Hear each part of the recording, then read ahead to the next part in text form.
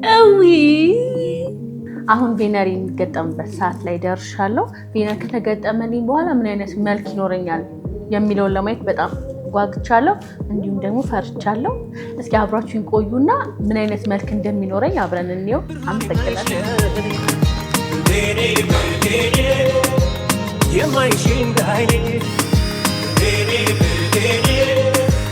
ብርሃኔ መሽለኔ ጫወታና ሳቅ ነው ልማዴ የዘውትር ልማዴ ጫወታና ሳቅ ነው ልማዴ የዘውትር ልማዴ በፍቅርሽ በመኝስ እናንተ አይታችሁታል ቀድማችሁ ጥርሴን ያላየሁት